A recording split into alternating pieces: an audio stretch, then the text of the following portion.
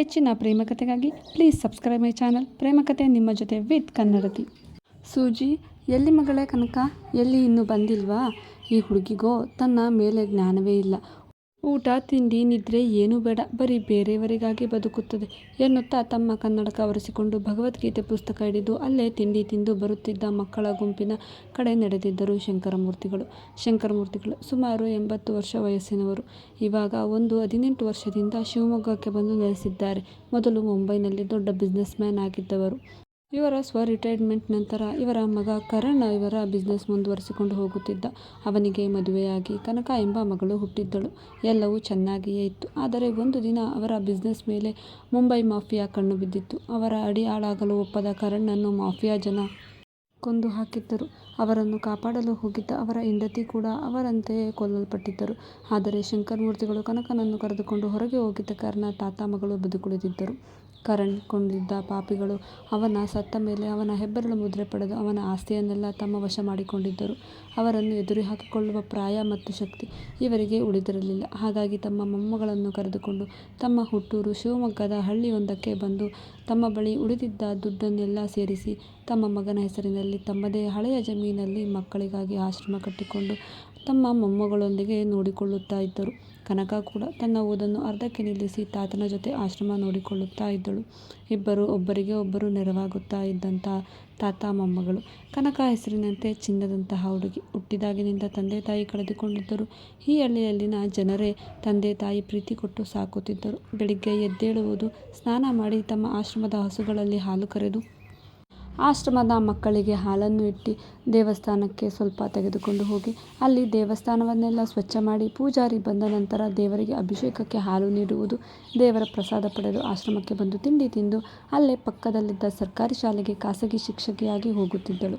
ಶಾಲೆ ಮುಗಿದ ಮೇಲೆ ಆಶ್ರಮಕ್ಕೆ ಬರುವುದು, ಅಲ್ಲಿದ್ದ ಮಕ್ಕಳಿಗೆ ಡ್ಯಾನ್ಸ್, ಹೊಲಿಗೆ ಕಲಿಸುವುದು, ಮಕ್ಕಳೊಂದಿಗೆ ಆಶ್ರಮದ ಕೈತೋಟ ಬೆಳೆಸುವುದು, ಅದನ್ನು ನೋಡಿಕೊಳ್ಳುವುದು. ಸಂಜೆ ಊಟ ಮುಗಿಸಿ ಮಕ್ಕಳಿಗೆ ಪಾಠ ಹೇಳಿಕೊಟ್ಟು ತಾತನೊಂದಿಗೆ ಮನೆಗೆ ಹೋಗಿ ಸಮಯ ಕಳೆದು ನಿದ್ದೆಗೆ ಜಾರುವುದು. ಇದೇ ಕನಕ ದಿನಚರಿ. ತಾತ ಶುಭೋದಯ, ತಗೊಳ್ಳಿ ಪ್ರಸಾದ ಎನ್ನುತ್ತಾ ನಗುಮುಖದ ಹೊತ್ತು ಬಂದ ಮೊಮ್ಮಗಳನ್ನು ನಗುತ್ತಲೇ, ಶುಭೋದಯ ಮಗಳೇ, ಒಂದು ದಿನ ನೀನು ದೇವಸ್ಥಾನಕ್ಕೆ ಹೋಗಿಲ್ಲ ಅಂದರೆ ನಿನ್ನ ಶಿವನಿಗೆ ಕೋಪ ಬರುತ್ತಾ? ನಿನ್ನೆ ಮಕ್ಕಳಿಗೆ ಪಾಠ ಹೇಳಿ ನೀನು ಮಲಗಿದ್ದೆ 12 ಗಂಟೆ ಆಗಿತ್ತು. ಇವತ್ತು ಆಗಲೇ ಹೊತ್ತು ಮೂಡೋಕ್ಕೂ ಮುಂಚೆನೇ ಹೋಗಿದ್ದೀಯಲ್ಲ ಮಗಳೇ, ಹೀಗೆ ಸರಿಯಾಗಿ ನಿದ್ದೆ ಮಾಡಿಲ್ಲ ಅಂದರೆ ಹೇಗೆ ಎನ್ನುವ ತಾತನಿಗೆ ಕೆನ್ನೆ ನಿಂಡಿ, ತಾತ, ಶಿವನಿಗೆ ನನ್ನನ್ನು ನೋಡಿಲ್ಲ ಅಂದರೆ ಏನೂ ಅನಿಸಲ್ಲ, ಆದರೆ ನನಗೆ ಶಿವನನ್ನು ನೋಡಿಲ್ಲ ಅಂದರೆ ದಿನ ಶುರುನೇ ಆಗಲ್ಲ. ಸರಿ ಬನ್ನಿ ಬೇಗ ತಿಂಡಿಗೆ ಹೋಗೋಣ, ಮಕ್ಕಳದ್ದು ತಿಂಡಿ ಆಯಿತಾ? ನನಗೂ ಟೈಮ್ ಆಯಿತು ಸ್ಕೂಲ್ಗೆ ಎಂದು ಮಗಳನ್ನು ನೋಡಿ, ನಿನ್ನ ನಿಷ್ಕಲ್ಮಶ ಸೇವೆಗೆ ಶಿವ ನಿನ್ನ ಜೀವನದಲ್ಲಿ ಕಳೆದುಕೊಂಡಿರೋದನ್ನು ಕೊಡಬೇಕು ಅಷ್ಟೇ, ಪ್ರೀತಿ ಮಾಡೋ ಗಂಡನನ್ನು ಕೊಟ್ಟರೆ ಸಾಕು ಎಂದಾಗ, ತಾತ ನೀವು ವಿಚಾರ ಬಿಟ್ಟು ಬಿಡಿ, ನಾನು ಮದುವೆ ಆದರೆ ಈ ಮಕ್ಕಳನ್ನು ನಿಮ್ಮನ್ನು ನೋಡ್ಕೊಳ್ಳೋರು ಯಾರು ಎನ್ನುತ್ತಾ ಅಡುಗೆ ಮನೆ ಕಡೆ ನಡೆದಿದ್ದಳು. ಅದೆಲ್ಲ ಇಲ್ಲ ಮಗಳೇ, ನಾನು ಯಾವಾಗ ಮದುವೆಯಾಗಿ ಅಂತೀನೋ ಆವಾಗ ನೀನು ಮದುವೆ ಒಪ್ಪಬೇಕು. ನೀನು ಇಷ್ಟಪಡೋ ಥರಾನೇ ಹುಡುಗನ್ನ ನೋಡೋದು ಮಾತ್ರ ನನ್ನ ಜವಾಬ್ದಾರಿ. ನನ್ನ ಮೇಲಾಣೆ ನೋಡು, ನಾನು ಸಾಯುವಾಗಲೂ ನೆಮ್ಮದಿಯಿಂದ ಸಾಯೋದಿಲ್ಲ ಎಂದಿದ್ದ ತಾತನಿಗೆ, ಇದಕ್ಕೆಲ್ಲ ಯಾರಾದರೂ ಸಾಯೋ ಮಾತಾಡ್ತಾರಾ? ಸರಿ ನೀವು ಯಾರನ್ನು ತೋರಿಸಿ ಮದುವೆ ಆಗೋ ಅಂತೀರೋ ಅವರ ಕೈಯಲ್ಲಿ ಕಣ್ಣು ಮುಚ್ಚಿ ತಾಳಿ ಕಟ್ಟಿಸಿಕೊಳ್ತೀನಿ. ನೀವು ಈ ಆಣೆ ಪಾಣೆ ಎಲ್ಲ ಬಿಟ್ಟು ಬನ್ನಿ, ಈಗ ತಿಂಡಿ ತಿನ್ನಿ ಎಂದು ತಾತನಿಗೆ ತಿಂಡಿ ಹಾಕಿ, ಸೂಜಿ ಅಕ್ಕ ನಿಮ್ಮದು ತಿಂಡಿ ಆಯಿತಾ ಎನ್ನುತ್ತಾ ಬಂದರೆ, ಆಯಿತು ಕನಕ, ನೀನು ತಿಂದು ಹೋಗು, ಇವತ್ತು ಸ್ಕೂಲಲ್ಲಿ ಎಕ್ಸಾಮ್ ಅಂತಿದ್ದೆ ಅಲ್ವಾ ಎನ್ನುತ್ತಾ ನೀರಿನ ಲೋಟ ತಂದು ಇಟ್ಟಿದ್ದರು. ಬಾಯಲ್ಲಿ ತುತ್ತು ಇಟ್ಟುತ್ತಾ, ಹ್ಞೂ ಅಕ್ಕ, ಅದಕ್ಕೆ ದೇವಸ್ಥಾನದಿಂದ ಬೇಗ ಬಂದೆ, ಮಕ್ಕಳಿಗಾಗಿ ಎಕ್ಸ್ಟ್ರಾ ಬೇಡಿಕೆನೂ ಇಟ್ಟು ಬಂದಿದ್ದೀನಿ ಎಂದು ಬೇಗ ಊಟ ತಿಂದು ಸ್ಕೂಲ್ ಕಡೆ ಹೊರಟಿದ್ದಳು. ಅವಳು ಹೋಗುವುದನ್ನೇ ನೋಡುತ್ತಾ ನನ್ನ ಗೆಳೆಯ ರಮಣಮೂರ್ತಿಗೆ ಫೋನ್ ಮಾಡಿ ಅವನು ಕೇಳಿದ್ದ ವಿಚಾರದ ಬಗ್ಗೆ ಒಪ್ಪಿಗೆ ಇದೆ ಎನ್ನಬೇಕು. ಹುಚ್ಚು ಹುಡುಗಿ, ಯಾವಾಗ ಮನಸ್ಸು ಬದಲಿಸುತ್ತಾಳೋ ಏನೋ, ಅಷ್ಟರಲ್ಲಿ ಮದುವೆ ಮಾತುಕತೆ ಮಾಡಿ ಮುಗಿಸಬೇಕು ಎಂದುಕೊಂಡು ಫೋನ್ ಹಿಡಿದು ಆಚೆ ಹೊರಟಿದ್ದರು. ರಮಣಮೂರ್ತಿ ಮುಂಬೈನ ಒಬ್ಬ ಬಿಸ್ನೆಸ್ ಮ್ಯಾನ್. ಶಂಕರಮೂರ್ತಿ ಮತ್ತು ರಮಣಮೂರ್ತಿ ಇಬ್ಬರು ಒಟ್ಟಿಗೆ ಶಿವಮೊಗ್ಗ ಬಿಟ್ಟು ಮುಂಬೈ ಸೇರಿದ್ದರು. ಇಬ್ಬರು ತಮ್ಮ ಬಿಸ್ನೆಸ್ಸಲ್ಲಿ ಒಳ್ಳೆಯ ಸ್ಟೇಟಸ್ ಕಂಡುಕೊಂಡಿದ್ದರು. ಇಬ್ಬರು ತಮ್ಮ ಮಕ್ಕಳಿಂದ ಸ್ನೇಹವನ್ನು ಸಂಬಂಧವನ್ನಾಗಿ ಮಾಡಿಕೊಳ್ಳಬೇಕು ಎಂದುಕೊಂಡಿದ್ದರು. ಆದರೆ ರಮಣ್ ಅವರ ಮಗಳು ಫಾರಿನ್ ವ್ಯಕ್ತಿಯನ್ನು ಪ್ರೀತಿಸಿದ್ದರಿಂದ ಅವನ ಜೊತೆಯೇ ಮದುವೆ ಮಾಡಿಕೊಟ್ಟಿದ್ದರು. ನಂತರ ಅವರು ಫಾರಿನ್ ಹೊರಟಿದ್ದರು. ನಂತರ ಶಂಕರ್ ಅವರು ಕೂಡ ತಮ್ಮ ಮಗನನ್ನು ಕಳೆದುಕೊಂಡು ಶಿವಮೊಗ್ಗ ಬಂದುಬಿಟ್ಟಿದ್ದರು. ಸ್ವಲ್ಪ ವರ್ಷಗಳ ನಂತರ ರಮಣ್ ತಮ್ಮ ಮೊಮ್ಮಗನ ಜೊತೆ ಮುಂಬೈಗೆ ಬಂದಿರುವಾಗ ಯಾವುದೋ ಮೀಟಿಂಗ್ ಎಂದು ಫಾರಿನ್ನಿಂದ ತಡವಾಗಿಯೇ ಬರುವುದಾಗಿ ಹೇಳಿದ್ದ ವಿರಾಟ್ ತಂದೆ ತಾಯಿ ಬರುತ್ತಿದ್ದ ಪ್ಲೇನ್ ಕ್ಲಾಶ್ ಆಗಿ ತೀರಿ ಹೋಗಿದ್ದರು. ಆವಾಗಿನಿಂದ ರಮಣ್ ಮತ್ತು ವಿರಾಟ್ ಒಟ್ಟಿಗೆ ಇದ್ದರು. ವಿರಾಟ್ ಹೆಸರಿನಂತೆ ವಿರಾಟ ಕೋಪ, ಸಿಡಿಮಿಡಿ ಎನ್ನುವ ವ್ಯಕ್ತಿ, ನೋಡಲು ಸೂಪರ್ ಹೀರೋ ಥರ, ಇದು ಕೆಲಸದಲ್ಲಿ ಫುಲ್ ಶಿಸ್ತು ಎನ್ನುವಂತಿದ್ದ ಹುಡುಗ. ಸೋಲುವುದು ತಾತನಿಗೆ ಮಾತ್ರ. ತಮ್ಮ ತಾತನಿಗೆ ತಮ್ಮೂರಿನಲ್ಲಿ ಒಂದು ಫ್ಯಾಕ್ಟರಿ ಕಟ್ಟಿ ಅಲ್ಲಿನ ಜನಗಳಿಗೆ ಉದ್ಯೋಗ ಎನ್ನುವ ಆಸೆ. ಅದಕ್ಕೆ ತನ್ನ ಮೊಮ್ಮಗನ ಹಿಂದೆ ಬಿದ್ದಿದ್ದರು. ಎಲ್ಲವನ್ನೂ ವ್ಯವಹಾರದ ದೃಷ್ಟಿಯಿಂದಲೇ ನೋಡುವ ವಿರಾಟ್, ಈ ಹಳ್ಳಿಯಲ್ಲಿ ಇನ್ವೆಸ್ಟ್ ಮಾಡಿದರೆ ನಮಗೆ ಯಾವ ಲಾಭವೂ ಆಗೋದಿಲ್ಲ, ಬದಲಿಗೆ ನಮಗೆ ಲಾಸ್ ಆಗೋದು ಎಂದು ವಾದಿಸಿದ್ದರು. ಅವರ ತಾತ ಹಠ ಮಾಡಿದ್ದರಿಂದ ಶಿವಮೊಗ್ಗದಲ್ಲಿ ಜಮೀನು ತೆಗೆದಿದ್ದನು. ಶಿವಮೊಗ್ಗದ ಜಮೀನು ವಹಿವಾಟು ನೋಡಿಕೊಳ್ಳಲು ತನ್ನ ಅಸಿಸ್ಟೆಂಟ್ ವಿಜಯ್ನನ್ನು ಕಳಿಸಿದ್ದನು.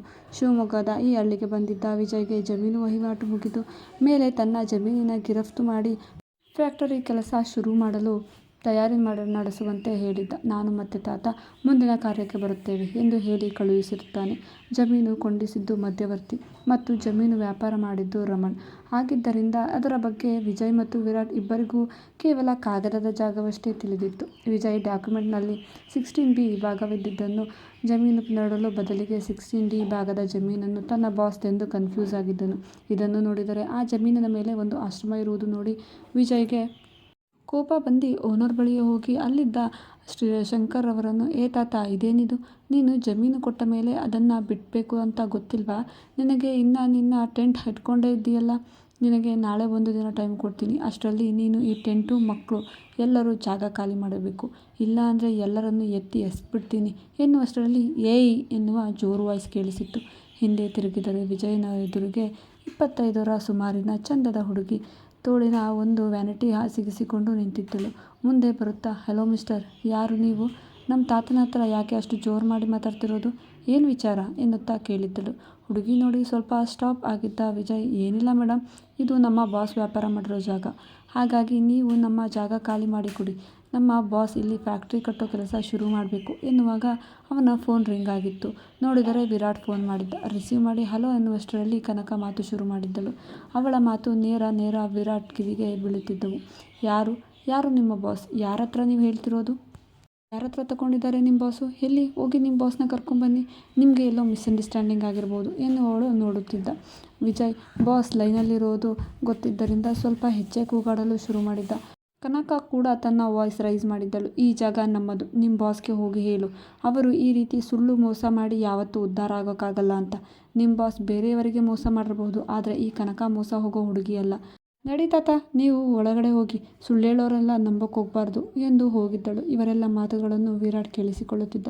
ಜಮೀನು ನೀಡುವಾಗ, ದುಡ್ಡು ಪಡೆಯುವಾಗ ನಾನೇ ದೇವರು ಅಂತಿದ್ದವರು ಇವಾಗ ಸುಳ್ಳುಗಾರ ಎಂತಿದ್ದಾರೆ. ಬಿಡು, ಈ ವಿಚಾರಕ್ಕೆ ನಾನೇ ಬಂದು ಹ್ಯಾಂಡಲ್ ಮಾಡ್ತೀನಿ ಎಂದು ಕಾಲ್ ಕಟ್ ಮಾಡಿದ್ದನು. ನಾನು ಏನೋ ದೊಡ್ಡ ಸಾಧನೆ ಮಾಡಿರುವ ಖುಷಿಯಲ್ಲಿ ನಿಂತಿದ್ದ ವಿಜಯ್ ಈ ಕಡೆ ರಮಣ್ ತನ್ನ ಸ್ನೇಹಿತನ ಮೊಮ್ಮಗಳನ್ನು ಮದುವೆ ಆಗುವಂತೆ ಅವರನ್ನು ನೋಡಲು ಶಿವಮೊಗ್ಗಕ್ಕೆ ಹೋಗುವಂತೆ ಹಿಂಸೆ ಕೊಡುತ್ತಿದ್ದರು. ಎರಡೂ ಕೆಲಸ ಒಟ್ಟಿಗೆ ಆಗುತ್ತದೆ. ಹೇಗಾದರೂ ಈ ಜಮೀನು ಕೆಲಸ ಮುಗಿಸಿ ಆ ಹುಡುಗಿಯನ್ನು ಏನಾದರೂ ರೀಸನ್ ಹೇಳಿ ರಿಜೆಕ್ಟ್ ಮಾಡಿ ಬಂದು ಬಿಟ್ಟರೆ ಎರಡೂ ಕೆಲಸವು ಒಂದೇ ಟೈಮಲ್ಲಿ ಆಗುತ್ತದೆ ಎಂದು ಬಿಸ್ನೆಸ್ ಮೈಂಡಲ್ಲೇ ಯೋಚಿಸಿದ್ದ ವಿರಾಟ್ ತನ್ನ ತಾತ ರಮಣ್ ಜೊತೆ ಇಬ್ಬರು ಮುಂಬೈನಿಂದ ಶಿವಮೊಗ್ಗಕ್ಕೆ ಪ್ರಯಾಣ ಬೆಳೆಸಿದ್ದರು. ವಿರಾಟ್ ಶಿವಮೊಗ್ಗ ಸಿಟಿಯ ಒಂದು 5 ಸ್ಟಾರ್ ಹೋಟೆಲ್ನಲ್ಲಿ ಉಳಿದುಕೊಂಡಿದ್ದರು. ರಮಣ್ ತನ್ನ ಫ್ರೆಂಡ್ ನೋಡುವುದಾಗಿ ಹೇಳಿ ಅಲ್ಲಿಗೆ ಹೊರಟಿದ್ದರು. ವಿರಾಟ್ ಕೂಡ ತನ್ನ ಜಮೀನು ಕೆಲಸಕ್ಕೆ ತಾತನ ಜೊತೆ ಹೋಗಿದ್ದ.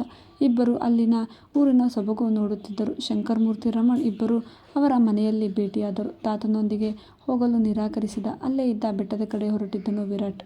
ಬೆಟ್ಟದಲ್ಲಿ ಪ್ರಕೃತಿ ಸೌಂದರ್ಯಕ್ಕಿಂತಲೂ ಹೆಚ್ಚಿನ ಸೌಂದರ್ಯವೊಂದನ್ನು ನೋಡಿದ. ಬೆಟ್ಟದ ಕಡೆಯಿಂದ ಬರುತ್ತಿದ್ದ ಶಾಲಾ ಮಕ್ಕಳ ಗುಂಪು ವಿರಾಟ್ ಕಣ್ಣಿಗೆ ಬಿದ್ದಿತ್ತು. ಆ ಮಕ್ಕಳಿಗಿಂತ ವಿರಾಟ್ನನ್ನು ಆಕರ್ಷಿಸಿದ್ದು ಅವರೊಟ್ಟಿಗೆ ಬರುತ್ತಿದ್ದ ಅವರ ಮಿಸ್ ಕನಕ. ಒಂದು ಕೈಯಲ್ಲಿ ತನ್ನ ಸೀರೆಯ ನೆರಿಗೆಯನ್ನು, ಮತ್ತೊಂದು ಕೈಯಲ್ಲಿ ಮುಂಗುರಳನ್ನು ಸಂಭಾಳಿಸುತ್ತಾ ಬರುತ್ತಿದ್ದ ಕನಕ ಅಪ್ಸರೆಯಂತೆ ಕಾಣುತ್ತಿದ್ದಳು. ನೋಡುತ್ತಿದ್ದಂತೆ ವಿರಾಟ್ ಕಡೆ ನೋಡದೆಯೇ ಮಕ್ಕಳೊಂದಿಗೆ ಮುಂದೆ ಸಾಗಿದ್ದಳು ಕನಕ. ಆದರೆ ಅವಳ ಸೌಂದರ್ಯ ಮಾತ್ರ ವಿರಾಟ್ನನ್ನು ಕೊಂಡು ಹೋಗಿತ್ತು. ಅವಳದೇ ಗುಂಗಿನಲ್ಲಿ ಈ ಹಳ್ಳಿಯಲ್ಲಿ ಅಪ್ಸರೆಯಂತಹ ಹುಡುಗಿ ಮದುವೆ ಆದರೆ ಈ ಥರ ಹುಡುಗಿನೇ ಆಗಬೇಕು. ನಮ್ಮ ತಾತ ಅದ್ಯಾವ ಥರ ಹುಡುಗಿ ತಂದು ತೋರಿಸ್ತಾರೋ ಗೊತ್ತಿಲ್ಲ ಎಂದುಕೊಳ್ಳುತ್ತಾ ಆ ಬೆಟ್ಟದ ಸೊಬಗನ್ನು ಮರೆತು ಕನಕಲ ಧ್ಯಾನದಲ್ಲಿ ಮುಳುಗಿದ್ದ ವಿರಾಟ್ ಒಂದಿಷ್ಟೊತ್ತು ಅಲ್ಲೇ ಕುಳಿತಿದ್ದವನಿಗೆ ಫೋನ್ ರಿಂಗ್ ಆಗಿತ್ತು. ವಿಜಯ್ ಕಾಲ್ ಮಾಡಿದ್ದ. ಹಲೋ ವಿಜಯ್ ಎನ್ನಲು, ಸರ್, ಆ ಹುಡುಗಿ ಆಶ್ರಮದ ಬಳಿ ಬಂದಿದ್ದಾಳೆ, ಬೇಗ ಬನ್ನಿ ಬಾಸ್ ಎನ್ನಲು ವಿರಾಟ್ ಮುಖದಲ್ಲಿದ್ದ ಅಷ್ಟೊಂದು ಶೃಂಗಾರ ಭಾವವೆಲ್ಲ ರೌದ್ರ ಭಾವಕ್ಕೆ ತಿರುಗಿತ್ತು. ತಕ್ಷಣ ಕನಕನ ಜಪ್ಪಬಿಟ್ಟು ತನ್ನ ಕೆಲಸದ ಕಡೆ ಗಮನ ನೀಡಿದ. ಆಶ್ರಮದಲ್ಲಿ ಮಕ್ಕಳಿಗೆ ಆಟ ಆಡಿಸುತ್ತಿದ್ದ ಕನಕ ಇವತ್ತು ತನ್ನ ಗೆಳೆಯ ಬಂದಿರುವ ಕಾರಣ ಆಶ್ರಮದ ಕಡೆ ಬಂದಿರಲಿಲ್ಲ ತಾತ. ಹಾಗಾಗಿ ಕನಕ ಮತ್ತು ಸೂಜಿ ಇಬ್ಬರು ಆಶ್ರಮ ನಿಭಾಯಿಸುತ್ತಿದ್ದರು. ಹಲೋ ಮಿಸ್ ಎಂದಾಗ ವಿರಾಟ್ ಕಡೆ ತಿರುಗಿದ್ದಳು ಕನಕ. 5 ನಿಮಿಷ ಕಳೆದು ಹೋದ ವಿರಾಟ್. ಹೇಳಿ ಎಂದವಳು ಅವಳ ಹಿಂದೆ ಬಂದ ವಿಜಯ್ ನೋಡಿ ಇದ್ಯಾರು ಇರಬಹುದೆಂದು ಊಹಿಸಿದ್ದಳು. ಕನಕ ವಾಯ್ಸ್ ಕೇಳಿ ವಿರಾಟ್ ಎಚ್ಚೆತ್ತಂತೆ. ಹಲೋ ಮಿಸ್, ನೀವು ನಮ್ಮ ಜಾಗದಲ್ಲಿ ಆಶ್ರಮ ನಡೆಸುತ್ತಿರೋದೇ ತಪ್ಪು. ಮತ್ತೆ ನಮ್ಮ ಅಸಿಸ್ಟೆಂಟ್ನ ರೂಢಾಗಿ ಬೈದು ಕಳಿಸಿದ್ದೀರಿ, ತಪ್ಪಲ್ವಾ? ನಿಮ್ಮ ಮೈಂಡಲ್ಲಿ ಏನಿದೆ ಅಂತ ನನಗೆ ಗೊತ್ತಿಲ್ಲ. ಆದರೆ ಆಲ್ರೆಡಿ ವ್ಯಾಪಾರ ಆಗಿದೆ. ಈಗ ಈ ರೀತಿ ತಕರಾರು ಮಾಡಿದ್ರೆ ನಾನು ಯಾವುದೇ ಅಮೌಂಟ್ ರೈಸ್ ಮಾಡೋಕ್ಕೆ ಆಗಲ್ಲ. ನೀವು ಹೇಳಿದ್ದು ಕೇಳಿಲ್ಲ ಅಂದರೆ ನಾನು ಕಾನೂನು ಕ್ರಮ ಕೈಗೊಳ್ಳಬೇಕಾಗುತ್ತೆ. ಬೇಕಿದ್ರೆ ಇನ್ನು 1 ವೀಕ್ ಟೈಮ್ ತಗೊಳ್ಳಿ, ಬಟ್ ನನಗೆ ಜಾಗ ಬಿಟ್ಕೊಡಿ ಎನ್ನುವ ವಿರಾಟ್ ನೋಡಿ ನಗು ಬಂದಿತ್ತು ಕನಕಗೆ. ಹೆಲೋ ಸರ್, ಇದು ನನ್ನ ಜಾಗ, ನಾನು ಯಾರಿಗೂ ಮಾರಿಲ್ಲ. ಆ್ಯಂಡ್ ನೀವು ಕಾನೂನು ಕ್ರಮ ತಗೊಳ್ಳೋಕೆ ನಾನು ಮಾಡಿದರೆ ತಾನೇ ನೀವು ಕೇಸ್ ಹಾಕೋದು. ನಗುತ್ತಿದ್ದರೆ ವಿರಾಟ್ಗೆ ಕೋಪ ಬಂದಿತ್ತು. ವಿಜಯ್, ಲೆಟ್ಸ್ ಗೋ, ನಮ್ಮ ಕಂಪನಿಯ ಲಾಯರ್ಗೆ ಕಾಲ್ ಮಾಡು ಎನ್ನುತ್ತಾ ಹೋಗುತ್ತಿದ್ದರೆ, ಹೆಲೋ ಮಿಸ್ಟರ್, ನಿಮ್ಮ ಈ ಧಮ್ಕಿಗೆಲ್ಲ ಎದುರೋದಿಲ್ಲ ಈ ಕನಕ ಎನ್ನುತ್ತಾ ನಿಂತಿದ್ದಳು. ಅವನಿಗೆ ತಿಳಿಯದೆ ಕನಕ ಎಂದಿತ್ತು ಅವನ ಮನಸ್ಸು ತುಟಿಗಳು. ತನ್ನ ರೂಮ್ ಸೇರಿದ್ದ ವಿರಾಟ್ ಮನಸ್ಸು ಹಿಡಿತ ತಪ್ಪಿತ್ತು. ಅವಳ ವಿರುದ್ಧ ಹೇಗಾದರೂ ಕೇಸ್ ಹಾಕುವುದು ಎನ್ನುವ ಚಿಂತೆಯೇ ಕಾಡುತ್ತಿತ್ತು. ಇಲ್ಲ, ಹೇಗಾದರೂ ಸರಿ, ನಾನು ನಾಳೆ ಆ ಹುಡುಗಿಯ ಜೊತೆ ಮಾತಾಡಬೇಕು. ಹೇಗಾದರೂ ಸರಿ ಈ ಜಮೀನು ವಿಚಾರ ಕ್ಲಿಯರ್ ಮಾಡ್ಕೋಬೇಕು. ಮತ್ತು ಈ ಜಮೀನು ಮಾರಿದ ಮೇಲೆ ಯಾಕೆ ಕೊಡೋದಿಲ್ಲ ಅಂತಿದ್ದಾರೆ ಅನ್ನೋದನ್ನು ತಿಳ್ಕೋಬೇಕು ಎಂಬ ಚಿಂತೆಯಲ್ಲಿಯೇ ರಾತ್ರಿ ಮುಗಿಸಿದ್ದ ವಿರಾಟ್. ಆದರೆ ಕನಕ ಯಾವುದರ ಚಿಂತೆ ಇಲ್ಲದೆ ನಿದ್ದೆಗೆ ಹಾರಿದ್ದಳು. ಬೆಳಿಗ್ಗೆ ಎದ್ದು ದೇವಸ್ಥಾನಕ್ಕೆ ಹೋಗುವಾಗ ಅಲ್ಲೇ ಟೇಬಲ್ ಮೇಲಿದ್ದ ಫೋಟೋ ನೋಡಿ ರಾತ್ರಿ ತಾತ ಹೇಳಿದ್ದು ಅವರ ಗೆಳೆಯನ ಮಗನ ವಿಚಾರ ನೆನಪಿಗೆ ಬಂದಿತ್ತು. ಅವನ ಫೋಟೋ ಇದೆ, ನೋಡು ಎಂದಿದ್ದರು. ಇಲ್ಲ, ತಾತನಿಗೆ ಇಷ್ಟ ಆದರೆ ಮುಗಿತು, ನನಗೂ ಇನ್ನೊಂದು ಸಾರಿ ನೋಡೋದು ಏನಕ್ಕೆ, ಮನಸ್ಸು ಇಲ್ಲದ ಮದುವೆಗೆ ಎನ್ನುತ್ತಾ ದೇವಸ್ಥಾನದ ಬಳಿ ನಡೆದಿದ್ದಳು. ಇಂದು ಭಾನುವಾರ, ಆದ್ದರಿಂದ ಸ್ವಲ್ಪ ಹೊತ್ತಾದರೂ ದೇವಸ್ಥಾನದಲ್ಲೇ ಭಜನೆ ಮಾಡಿ ಅಲ್ಲೇ ಇದ್ದ ಕನಕ ತಡವಾಗಿಯೇ ಮನೆ ಕಡೆ ನಡೆದಿದ್ದಳು. ದಾರಿಯಲ್ಲಿ ವಿರಾಟ್ ಕಾರ್ ಬಂದು ಅಡ್ಡ ನಿಂತಿತ್ತು. ಕನಕ ಜಗ್ಗುವ ಹೆಣ್ಣಲ್ಲ, ದಿಟ್ಟಗೆ ನೋಡುತ್ತಿದ್ದಳು ಅವನನ್ನೇ ದಿಟ್ಟಿಸಿ. ವಿರಾಟ್ ಅವಳೊಡನೆ ಈ ವಿಚಾರ ಕ್ಲಿಯರ್ ಮಾಡಿಕೊಳ್ಳಲೇಬೇಕು. ಏಕೆಂದರೆ ಅವನ ಮನಸ್ಸಿನಲ್ಲಿ ಕನಕ ಆಗಲೇ ಜಾಗ ಹೂಡಿದ್ದಳು. ಈ ದೇವಸ್ಥಾನಕ್ಕೆ ಬರೋದು, ಆದರೆ ಜನಗಳಿಗೆ ಮೋಸ ಮಾಡೋದು, ಇದೇ ಅಲ್ವಾ ನಿಮ್ಮ ಭಕ್ತಿ ಎಂದಿದ್ದ ವಿರಾಟ್. ನಿಮ್ಮ ಮಾತಿಗೆ ಮೇಲೆ ನಿಗಾ ಇರಲಿ. ನೀವು ಯಾರ ಹತ್ರ ಮಾತಾಡ್ತಾ ಇದ್ದೀರಾ, ಯಾವ ವಿಚಾರ ಮಾತಾಡ್ತಾ ಇದ್ದೀರಾ ಅನ್ನೋದು ಗೊತ್ತಿದ್ರೆ ಚಂದ. ನಾನು ನಿಮಗೆ ಏನೂ ಮೋಸ ಮಾಡಿಲ್ಲ. ನಾನು ನನ್ನ ಜಮೀನನ್ನು ಯಾರಿಗೂ ವ್ಯಾಪಾರ ಮಾಡೇ ಇಲ್ಲ. ನೀವು ಯಾರೊಂದಿಗೋ ಮೋಸ ಆಗಿರಬೇಕು, ಅದನ್ನು ಸರಿಯಾಗಿ ತಿಳ್ಕೊಳ್ಳಿ. ಇವಾಗ ನನಗೆ ಸೈಡ್ ಬಿಡಿ, ನಾನು ಆಶ್ರಮಕ್ಕೆ ಹೋಗಬೇಕು ಎನ್ನುತ್ತಾ ಮುಂದೆ ಸಾಗಿದ್ದವಳ ಕೈ ಹಿಡಿದು ನಿಲ್ಲಿಸಿದ್ದ ವಿರಾಟ್. ತನ್ನ ಕೈ ಮೇಲೆ ಅವನ ಕೈ ನೋಡಿ, ಹೇ, ಇದೇನಿದು, ಮೊದಲು ಕೈ ತೆಗಿ. ಹೆಣ್ಮಕ್ಳ ಮೇಲೆ ಕೈ ಹಾಕೋದು, ಬೇರೆಯವರ ಆಸ್ತಿ ಮೇಲೆ ಕಣ್ಣು ಹಾಕೋದು ಎರಡೂ ತಪ್ಪು. ಅದನ್ನು ಫಸ್ಟ್ ಕಲ್ತ್ಕೊ ಎನ್ನುತ್ತಾ ಕೈ ಬಿಡಿಸಿಕೊಂಡು ಮುಂದೆ ನಡೆದಿದ್ದಳು. ಮತ್ತೆ ಕೈ ಹಿಡಿದು ನಿಲ್ಲು, ನಾನು ಮಾತಾಡ್ತಾ ಇದ್ದೀನಿ ತಾನೆ ಎನ್ನುವನ ಕೆನ್ನೆಗೆ ಬಾರಿಸಿದ್ದಳು ಕನಕ. ಅದೇ ಹೆಣ್ಣಿನ ಪ್ರೀತಿಗೆ ಬಿದ್ದವನು, ಅವಳನ್ನೇ ಒಲಿಸಿಕೊಳ್ಳಬೇಕೆಂದು ಆಸೆ ಹೊತ್ತಿದ್ದವನು, ಅವಳೊಟ್ಟಿಗೆ ಮರಳ ಕಳೆಯಬೇಕೆಂದು ಕನಸು ಕಂಡಿದ್ದವನು ಅವಳ ಕೈಯಿಂದಲೇ ಏಟು ತಿಂದಿದ್ದರಿಂದ ಅವನ ಪ್ರತಿಷ್ಠೆಗೆ ಪೆಟ್ಟು ಬಿದ್ದಿತ್ತು. ಕ್ಷಣ ಮಾತ್ರದಲ್ಲಿ ಅಲ್ಲೇ ಇದ್ದ ಪಾರ್ವತೀ ದೇವಿಯ ಮಂದಿರದಲ್ಲಿ ದೇವಿ ತಾಳಿ ತಂದು ಮುಂದೆ ಹೋಗುತ್ತಿದ್ದ ಕನಕ ಕೊರಳಿಗೆ ಕಟ್ಟಿದ್ದ. ಇದೇನು ನಡೆಯುತ್ತಿದೆ ಎಂದು ಅರ್ಥ ಮಾಡಿಕೊಳ್ಳುವಷ್ಟರಲ್ಲಿ ಮದುವೆ ಎಂದರೆ ಪವಿತ್ರ ಬಂಧನ ಎಂದು ತಿಳಿದಿದ್ದ ಕನಕ ಮದುವೆಯೇ ಆಗಿ ಹೋಗಿತ್ತು. ಇದು ನಿಮಗೆ ನಾನು ನೀಡುತ್ತಿರುವ ಸೆರೆವಾಸ. ನೀನು ನಿನ್ನ ಮುಟ್ಟೋ ಅಧಿಕಾರ ನನಗಿದೆ. ಇನ್ನೊಂದು, ನೀನು ಎಷ್ಟೇ ಮೋಸ ಮಾಡಬೇಕು ನನಗೆ ಅಂದ್ಕೊಂಡ್ರು ನಾನು ನನ್ನ ಜಮೀನನ್ನು, ನಿನ್ನನ್ನು ಇಬ್ಬರನ್ನು ಪಡೆದುಕೊಂಡು ಹೋಗ್ತೀನಿ.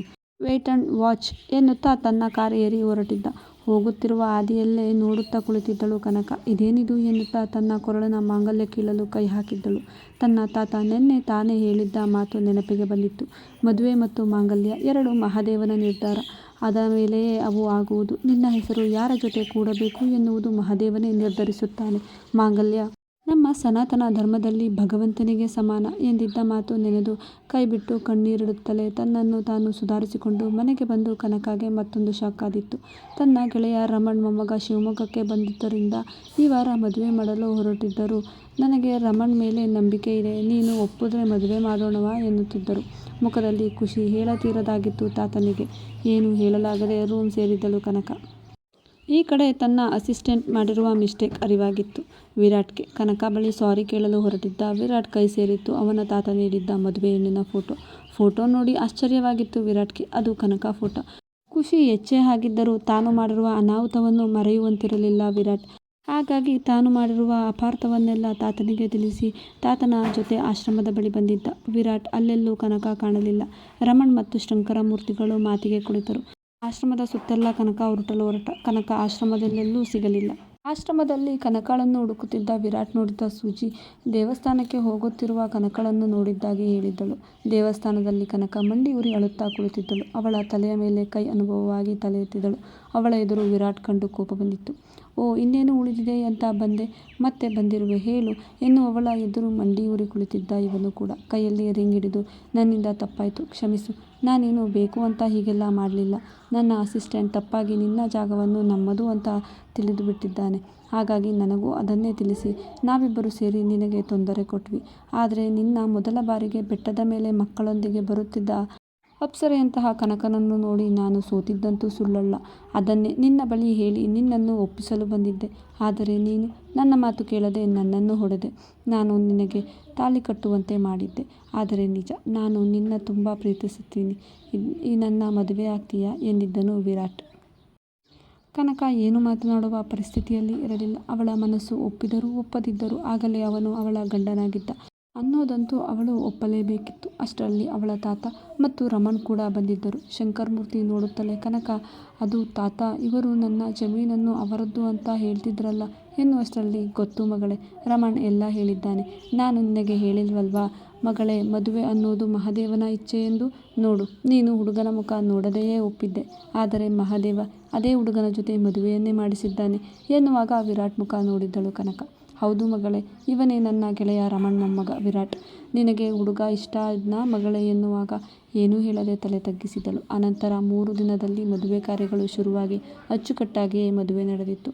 ಮುಂಬೈಗೆ ಹೋಗಲು ಮನಸ್ಸಿಲ್ಲದ ಕನಕಗೋಸ್ಕರ ವಿರಾಟ್ ಕೂಡ ಮುಂಬೈ ತೊರೆದು ಶಿವಮೊಗ್ಗದಲ್ಲೇ ನೆಲೆಯೂರಿದ. ತನ್ನ ಫ್ಯಾಕ್ಟರಿ ಪ್ರಾಜೆಕ್ಟ್ ಕೈಬಿಟ್ಟು ಒಂದು ದೊಡ್ಡ ಹಾಸ್ಪಿಟಲ್ ಕಟ್ಟಲು ಮನಸ್ಸು ಮಾಡಿದ್ದ ವಿರಾಟ್. ಯಾವಾಗಲೂ ದುಡ್ಡು, ಲಾಭ, ಯಶಸ್ಸು ಮಾತ್ರ ಕನಸು ಕಾಣುತ್ತಿದ್ದ ವಿರಾಟ್ ಕನಕ ಪ್ರೀತಿಗೆ ಸೋತು ಜೀವನದಲ್ಲಿ ದುಡ್ಡಿಗಿಂತ ಪ್ರೀತಿಗೆ ತುಂಬ ಮುಖ್ಯ ಎಂದು ಅರ್ಥ ಮಾಡಿಕೊಂಡಿದ್ದ. ಕನಕ ತಮ್ಮ ಆಶ್ರಮದಲ್ಲಿ ತನ್ನ ಖುಷಿ ಕಂಡುಕೊಂಡಿದ್ದಳು. ಜೊತೆಗೆ ತನ್ನ ಖಾಸಗಿ ಶಿಕ್ಷಕಿ ವೃತ್ತಿಯನ್ನು ಬಿಡುವ ಮನಸ್ಸು ಮಾಡಲಿಲ್ಲ. ಇಬ್ಬರಲ್ಲೂ ಪ್ರೀತಿಯ ಮಹಾಪೂರವೇ ಮೂಡಿತ್ತು. ಇವರಿಬ್ಬರ ಖುಷಿಯಲ್ಲಿ ಆ ಹಿರಿ ಜೀವಗಳು ಕೂಡ ತಮ್ಮ ನಿವೃತ್ತಿ ಜೀವನವನ್ನು ಖುಷಿಯಾಗಿ ಕಳೆದಿದ್ದವು.